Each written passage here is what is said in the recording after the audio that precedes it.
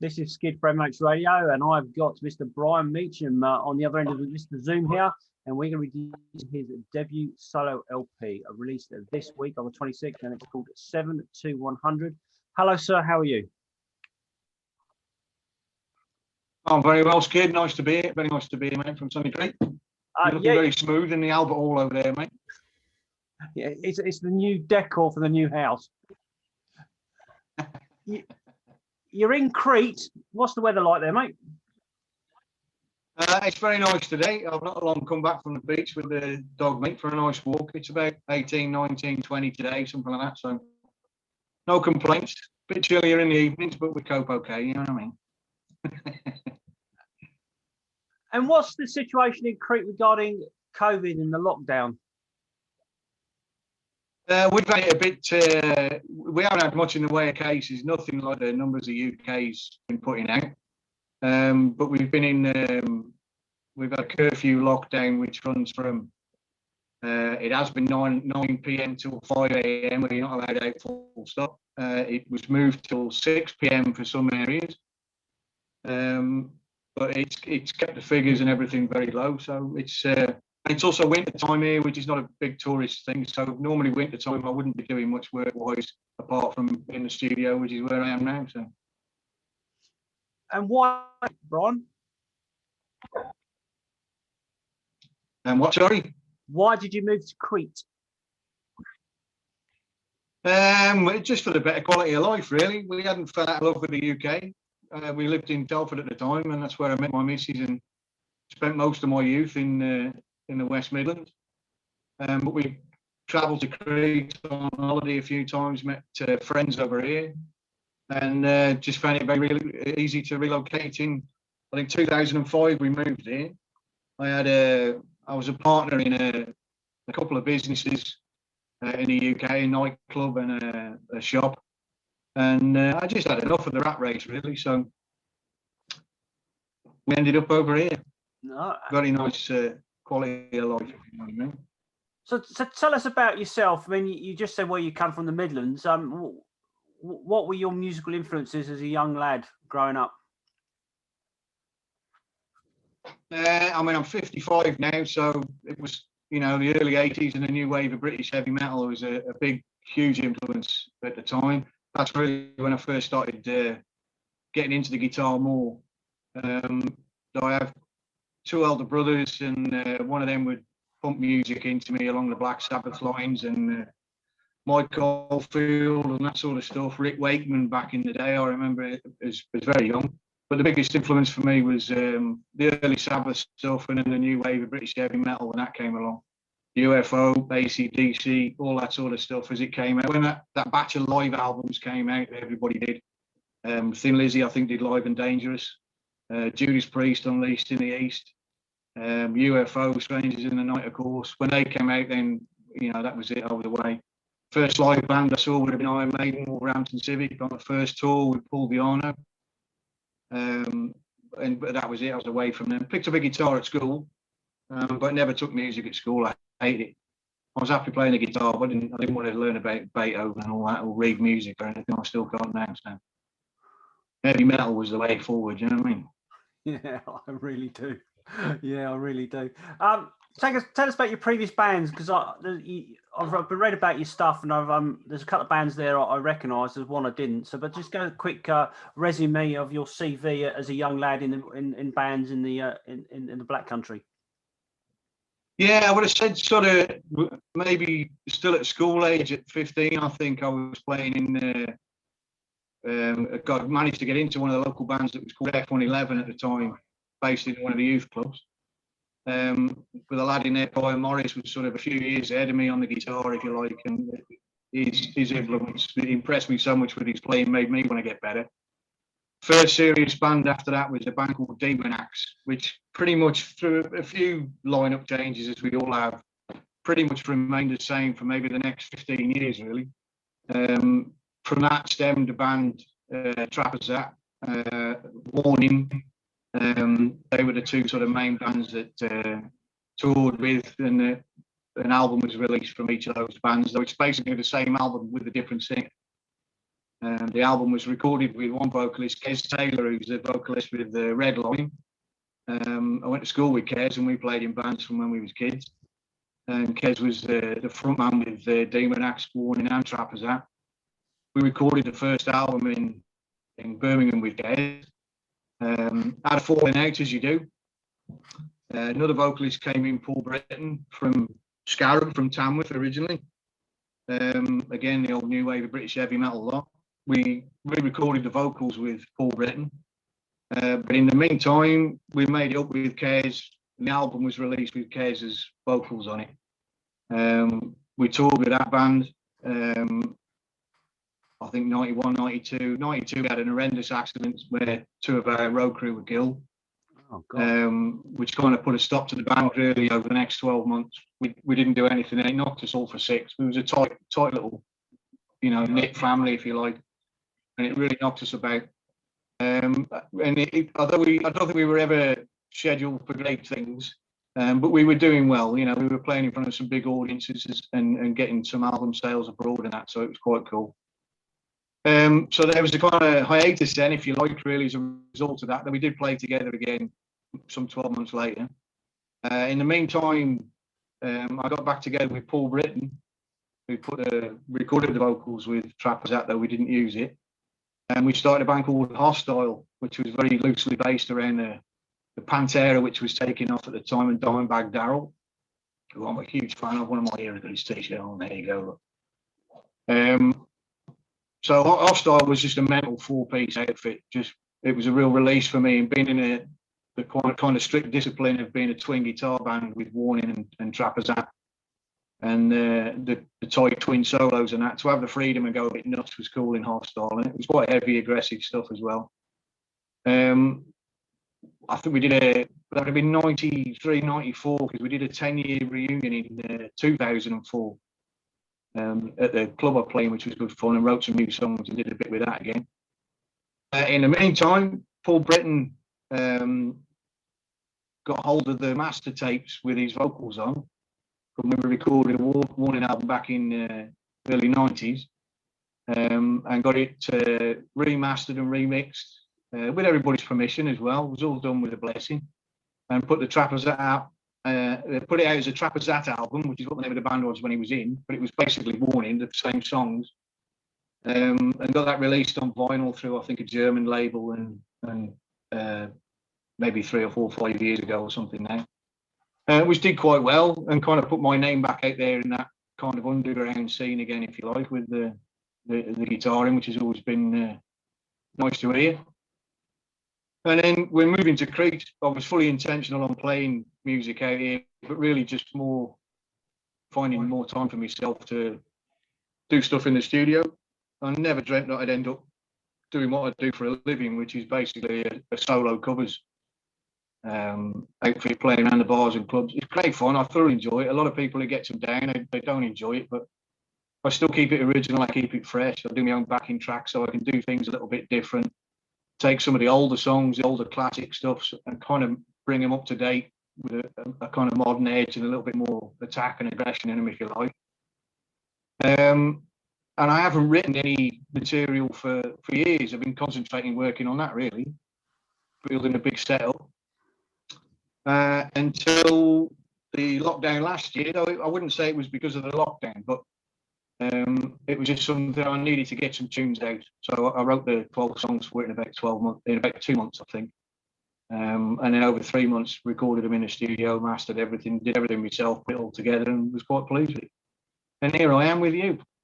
Yeah, and you've answered most of my questions. So that's your own studio, I take it you're in, is it? It is, yeah, the man cave, yeah. It's just basically a Pucker home studio. I've got good health, mate. Yeah, I've got a cup of tea, I'm freezing. Stowford Press, quality Greek beer. All the way from, where is it, Herefordshire, I think. So let's talk about, let's talk about the album. It's coming out this Friday, the 26th of Feb. It is this Friday, yeah. That's exciting. It's called 72100. And tell me about it. Correct.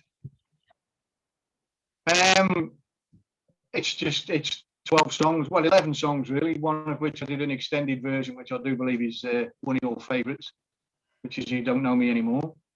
I just concentrated on each song one at a time. I had an idea, a riff, a lyric, and I just worked on each song one at a time. I would have said I got them to a demo stage where I could listen to them and then rearrange things in a format, if you like. And then I thought, great, I'm definitely going to put an album out just for the case of doing it myself. No labels involved. I'm not that bothered about getting a record label involved. Great if somebody did, but I'm not rattling doors for it. I'm just not. I have no desire to. It's just nice. The current climate of doing things, the internet being what it is, Facebook and other platforms. I can do it all myself. I can put it out there and people will listen to it. Yes, it would be nice if it got a broader hearing, but I believe if your stuff's good enough, people will pass it on and it'll go around, dig around. Like, you know what I mean? And I'm quite happy at that.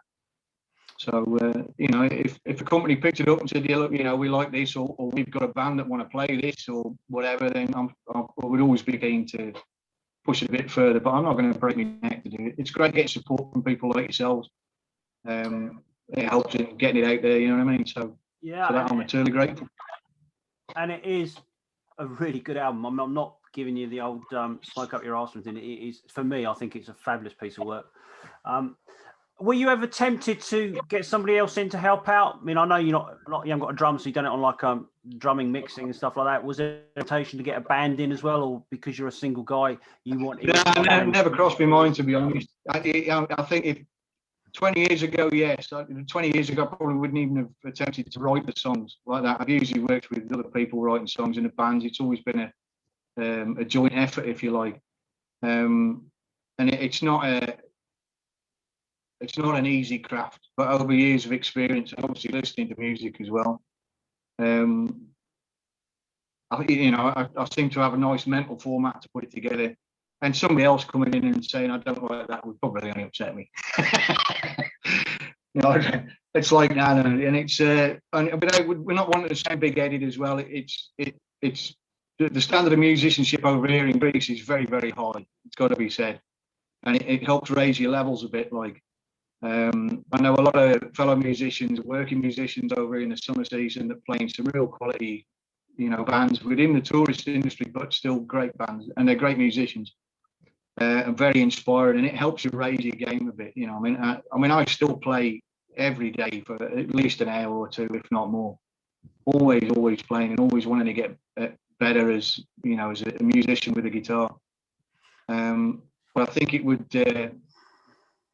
I kind of think myself a little bit like Jeff Waters, who I'm a big fan of, out of Annihilator. I think he's virtually played guitars and bass on every single Annihilator album. And it's only when he's done a live act that he's taken on a rhythm guitarist and a bass player to actually go and do it live. And I would love to do that with the stuff, but they'd have to be good. I don't want to sound big-headed, but they would have to be good. You know what I mean? Yeah. The standards are high as far as I'm concerned. So,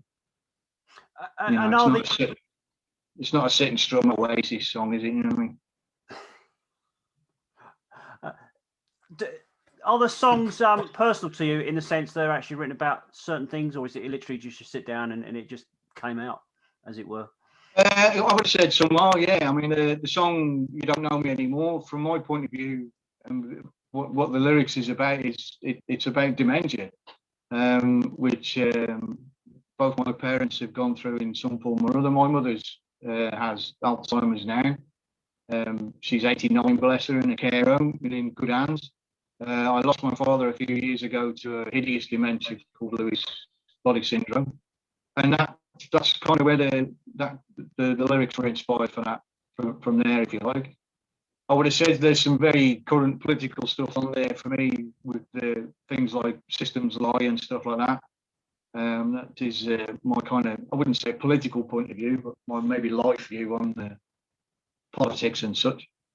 And other songs, things like Karma, which I just think it's nothing personal about anything. It's just a wee little story about karma and what it does. You know what I mean? So a bit of everything, really. Yeah. Yeah, and going through the whole process, have you learned something from it? Have you found? Yeah, huge amount, yeah. Did you enjoy it? Great learning curve. Yeah, I love the process. I love the process. It used to be, I would have said, going back a few years, to actually put a song together, I'd be very happy with it quite quickly. I'd be quite happy just to hear a couple of guitars and a bass guitar and some, vocals bimmed along, and I'd be quite pleased with that. And yeah, that sounds okay. And in this album process, I really broke it down and really tried to distance myself once I'd recorded the stuff, and sit back as a listener or a producer, if you like, and go, yeah, I think it goes on a bit too long there. That doesn't feel right. And really try and pull the song structure apart and put it together again as a finished piece, as opposed to a load of riffs just tied together. You know what I mean? Yeah. And for me, I feel I've achieved it. I can listen to the album now. There's enough distance between me and the recording of it that I don't listen to it as if it's me playing or singing. I actually sit back and listen to it, and I can quite enjoy it as a piece. You know what I mean? So. And was the wife all right about it because you were stuck in the studio for 12 hours at a time, or was she? Yeah, she's used to it. She's used to it now, mate. She's used to it now. She's been a studio widow for years. It's kind of par for the course. Like, I mean, I'm usually down here every day, 365 days a year till 3 a.m. And when I'm working in the summer gigging, I mean, I'll gig through the summer. A normal summer, I'll do 150 shows. Simple as that, right? 150 one-man shows and a few duos and that as well. And so I'm out 7 nights a week, but I'll still come back to the studio at 1 o'clock, 2 o'clock in the morning and sit down here and unwind. So it's 3 a.m. before I get to bed, even now. So yeah, she's used to it, bless her. Yeah. My only worry with the wife. Yeah. My only worry with the wife is that she's going to sell me guitars for what I told her they cost. Yeah. So that's the only problem I got with it. Yeah. I've got a vinyl collection like that, but tell me about the video. Yeah, you don't know me anymore video. Yeah, that's a cool twist. I got a really good pal of mine, Joe Adams, who's a media lecturer at Telford College in Telford. And I approached him and said, have you got a student who would do me a music video? I got no money, so what's the chances? What do you reckon? I said, I don't want any input to it whatsoever. I'd sooner the student just have the complete freedom. They can have the lyrics and interpret them however they feel, and do me a video. So I was spent in November last year. I asked, he had a good student, Magnus, who said he'd be perfect for the job, and he came up with a video which I put out last week. You Don't Know Me Anymore, which I was absolutely chuffed to bits with. I only got to see it the same day as you guys, really, everybody else. So I was chuffed to bits. He's only like 18. Yeah. Stars in it himself. He didn't even have access to the college equipment because of the COVID crap and everything. So I think he's done a remarkable job. I'm chuffed to bits with it. So fair play to him. And it's nice seeing another artist in his early part of his career, really, because it's what he wants to do. He was very grateful for the opportunity. I'm hugely grateful that he did it. So. Yeah, and I've got to say, I was really impressed with it. I really enjoyed it. It'd be quite interesting to see if you could get another 11 students to do their own interpretation of all the other songs, wouldn't it? Then you have a whole album. Yeah, it would. It would actually. Yeah, I'd love to. I have posted another video today. I've done another one myself. I haven't got the cameras and all the stuff that Magnus used for putting that one together, but using free to use unlicensed video clips, if you like, from YouTube and the likes, and a few stores on the internet. I've put one together for the song Karma, which I've only just posted maybe an hour or two ago. I've done as a lyric video so people can sing along to it as well. But yeah, I'm quite pleased with that. I enjoy the video process as well, not as much as the music. Like, it's a bit frustrating not picking an instrument up in it, if you know what I mean. But yeah, I quite like that process as well. Brian, I just want to say that I thought the album is fab. It really is fantastic. And I really genuinely hope it all sort of helps for you. I know you're basically just saying that you're doing it for your own sort of your own reasons, and that's fine. But I genuinely hope somebody catches up with it and loops it and runs with it, because I think you deserve a little bit of a break on it. I'm going to go. And yeah, I really appreciate that. No, honestly, I'm genuinely not blowing smoke anywhere. I thoroughly, as I said when I reviewed the album, that I put it on, and I get so many of these albums, and we all do. And a lot of them are all very good and very samey. You put this on, and it struck a chord with me. probably because we're maybe the same age and we've got the same hairdresser. You know, I don't quite know, but I really enjoyed it. And I think You Don't Know Me Anymore, especially the extended version, is absolutely a sensational song. I love it to bits. Just before we go, let everybody know when it's coming out, what it's called, and where they can get hold of it. Well, yeah, it's called 72100, which is the postcode here. It's available from, it'll be midnight Athens time on Friday the 26th, so only a couple of days away.